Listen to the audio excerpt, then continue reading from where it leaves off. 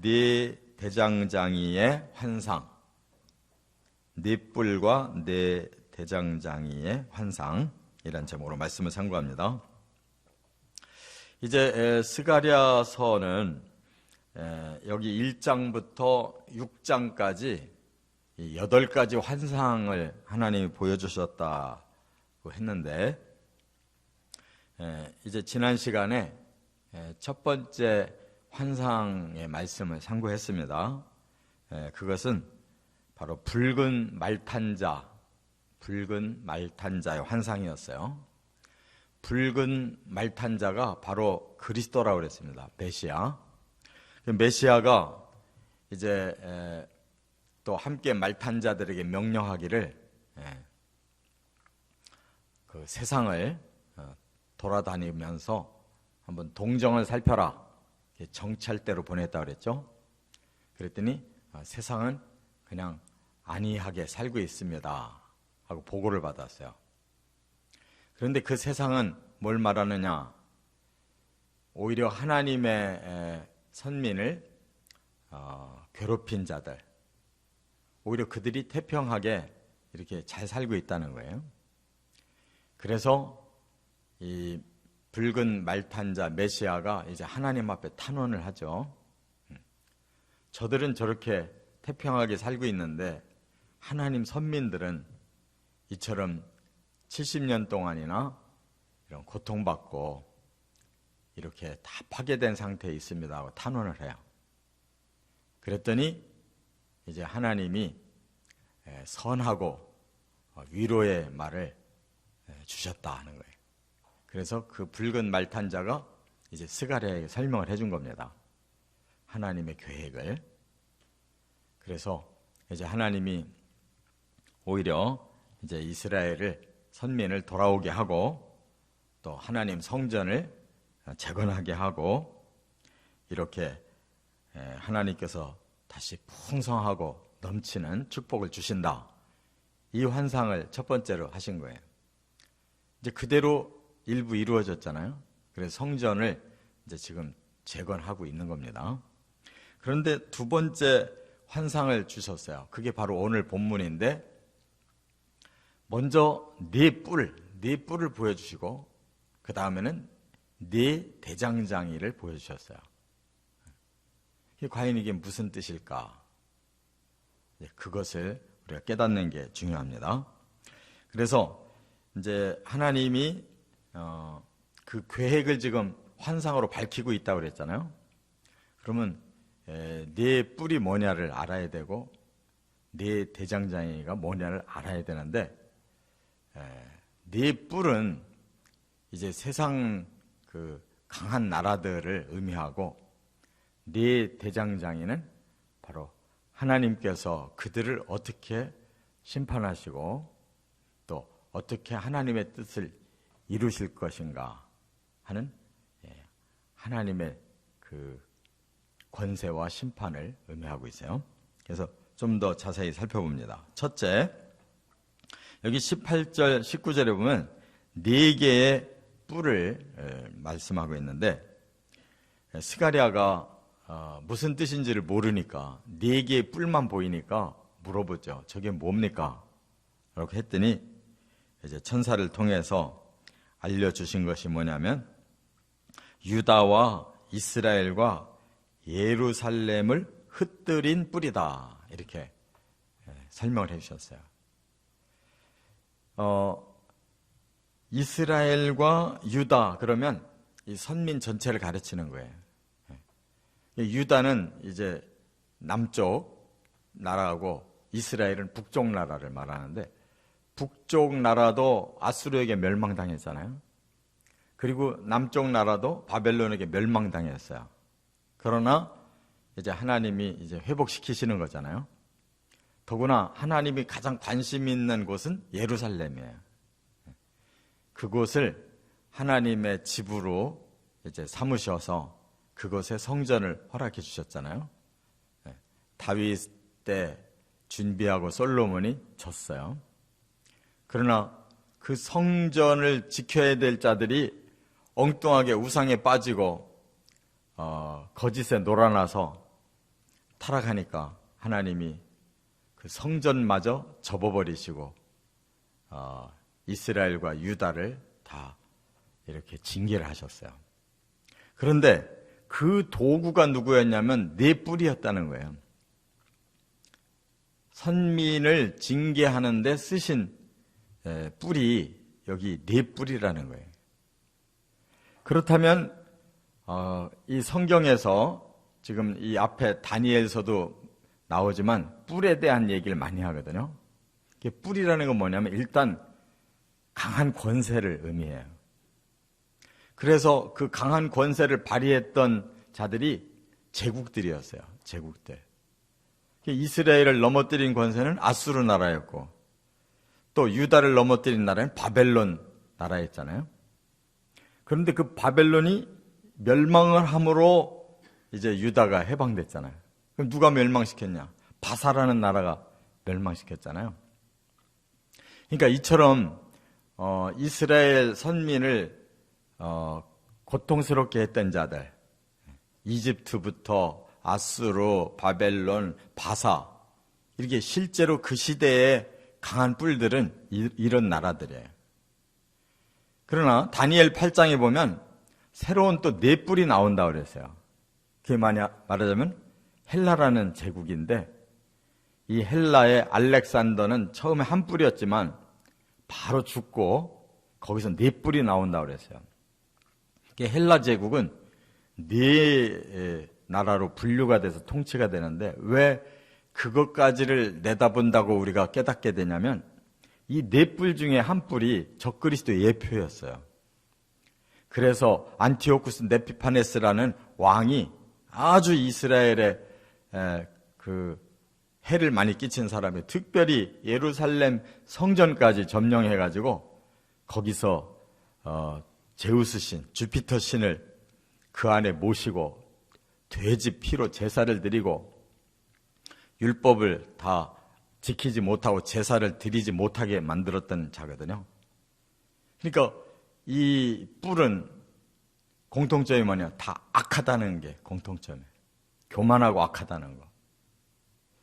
그래서 유다가 타락했기 때문에 잠깐 징계를 맡겼는데 오히려 이들은 그 징계를 핑계 삼아서 아예 자기들의 악의 욕구를 다 해소한 자들이에요.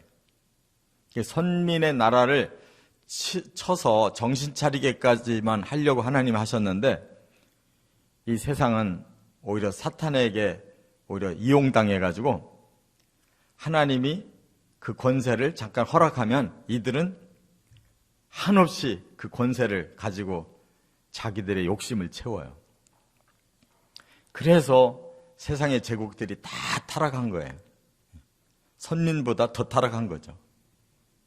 그러니까 하나님이 또 그들을 심판할 수밖에 없다 그 말이에요. 그러니까 중요한 것은 아무리 이 뿔들이 강해도 의로우면 참 귀한 건데 이게 악해지면은 하나님의 원수가 돼버리는 거예요. 사탄 편에 속해가지고. 그래서 뿔은 권세인데 그 권세가 선한 권세면 하나님 앞에 귀하게 쓰임받지만 사탄에게 사로잡혀서 악한 권세가 되면 그때는 하나님의 무서운 심판이 떨어진다는 거예요. 그런 걸 말해요. 그리고 성경에서 넷이라는 숫자가 굉장히 중요한 상징성이 있어요. 그건 세상을 의미해요. 사방, 동서남북 사방. 숫자 3은 하나님을 상징하는 숫자고 숫자 4는 세상을 상징하는 숫자예요. 그런데 이 세상을 상징하는 이 숫자에 바로 사탄이 붙어서 하나님을 대적하는 거예요. 이러한 이 영적인 대적의 관계가 있어요. 그래서 이 뿔을 오늘 본문에 이제 하나님이 이제는 그들을 치겠다 이렇게 말씀한 거예요. 누가 칠 거냐? 바로 두 번째 여기 20절 21절에 보면 4명의 대장장이가 나와요. 이 4명의 대장장이가 그 뿔들을 심판할 자들이에요. 근데 여기 대장장이라고 한 것은 원어가 이 하라쉬라고 그러는데 이 원어를 여러 가지로 해석을 하게 되거든요. 보통 이제 그 한자 말로 공장이라고 그래요. 공장. 이 공장이라는 말은 기술자를 의미하는 기술자. 돌을 다듬는 석공도 공장이고, 또 이런 나무를 다듬어서 이 기구나 이런 집을 만드는 자들도 목공이잖아요. 또 이런 쇠를 다뤄가지고 기계를 만드는 거를 철공이라고 그러잖아요. 이런 모든 기술자들을 목공이라고 그러는데, 여기서는 그 중에 대장장이로 이렇게 해석을 했어요. 그렇다면 대장장이는 뭐 해요? 불 가지고 철을 달궈서 잘라낼 건 잘라내고 새로 고칠 건 고치잖아요. 그러니까 앞에 이 뿔이 강하게 이렇게 세워져 있을 때 그 뿔을 다룰 수 있는 게 누구겠어요? 불을 가지고 녹이고 끊어내고 또 고치고 바꾸고 할 수 있는 힘, 대장장이로 좀 표현한 거예요. 거기에는 불이라고 하는 도구가 그게 바로 심판을 말씀하는 거예요. 하나님께서 이 세계의 주권자시라는 거예요. 아무리 사람이 뿔처럼 강하고 또 사탄이 그 뿔들을 사로잡고 악한 뿔로 하나님의 일들을 방해하고 엎어버리고 이렇게 세상을 다 장악할 것 같아도 그 무섭고 강한 뿔, 쇠는 대장장이 앞엔 꼼짝 못하는 거예요. 불을 갖다 들이대고 자르면 다 끊어져 버리는 거예요. 그래서 하나님께서 이 세계에 4명의 대장장이를 보낸다 하는 것은 이 세상을 다 하나님이 친히 통치하신다. 악을 심판하신다는 거예요. 교만을 떨어뜨리신다는 거예요. 그래서 하나님의 선민을 다시 보호하시고 다시 하나님의 나라를 만들어 가신다는 거예요. 이와 같이 그 대장장이가 그 뿔들에게 두렵게 하겠다 그랬고, 들어서 떨어뜨리겠다 그랬어요. 그러니까 그 강한 자들이 대장장이가 나타나니까 꼼짝도 못하고 벌벌 떨고, 또 그 뿔들을 들어가지고 떨어뜨린다니까 잘라서 내버린다 이 말이에요. 그게 대장장이의 힘이에요. 불을 가진 대장장이. 바로 하나님은 이 세계가 사탄이 그런 제국들을 사로잡고 온통 악을 행할 때 그대로 놔두지 아니하시고, 바로 애굽도 치시고 아수르도 치시고 바벨론도 치시고 파사도 치시고 헬라도 치시고 로마도 치시고, 전부 그 뿔들을 하나님이 다 쳐서 이 하나님의 나라를 세우려고 하는 선민이 아무리 그들에게 공격을 받고 또 압제를 당해도 결국은 하나님이 대장장이가 되셔서 그 선민을 세워서 건축자들을 통해서 새로운 나라를 건축하신다는 거예요. 그러니까 이 예언은 단순한 대장장이가 아니에요. 그 당시에 선민을 괴롭힌 자들만 치는 게 아니라 궁극적으로는 이 대장장이는 예수 그리스도를 예표하는 거예요. 성경에 보면 그랬죠. 건축자들이 버린 돌이 집 모퉁이가 됐다. 그리고 그 모퉁이를 머릿돌이라고 그런다. 말씀했잖아요. 그러니까 이게 참 역설적인 거예요. 세상의 뿔은 강한데 하나님이 보내신 대장장이들이 그거를 쳐서 멸해요.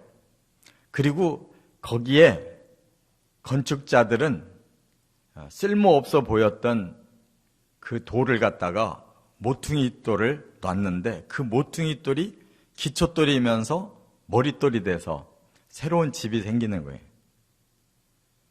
바로 예수 그리스도가 진정한 대장장이, 그 원어가 하라쉬라고 하는 거예요. 어떤 때는 대장장이로, 어떤 때는 건축자로.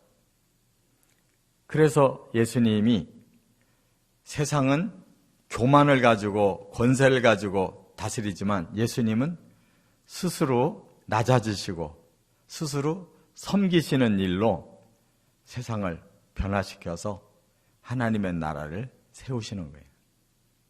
진정한 대장장이는 힘만 쓰는 게 아니고 모든 것을 바르게 좋게 만드는 이러한 겸손과 섬김의 역할을 통해서 하나님이 원하시는 세상을 만들어내는 겁니다. 그러니까 철과 대장장이, 철과 목공은 정반대의 역할을 하는 거예요. 우리도 우리의 옛사람은 바로 뿔과 같아요. 막 세상에서 힘만 세지고 그러면서 자기를 높이는 데 목적이 있었지만 우리가 다시 변화되면 이 목공처럼 예수님처럼 우리는 나를 겸손하게 낮추고 내가 오히려 쓸모 있는 그런 섬김이가 돼서 바로 하나님이 우리를 통해서 새로운 하나님의 나라, 의롭고 거룩하고 선한 나라를 만들어 나가신다는 거예요. 짧아도 아주 깊은 이런 하나님의 뜻을 밝히신 이 세상을 그렇게 변화시켜서 나가신다는 거예요. 저와 여러분들이 바로 그런 대장장이, 예수님을 따라 그런 대장장이가 되어 가시기를 주의 이름으로 축원합니다.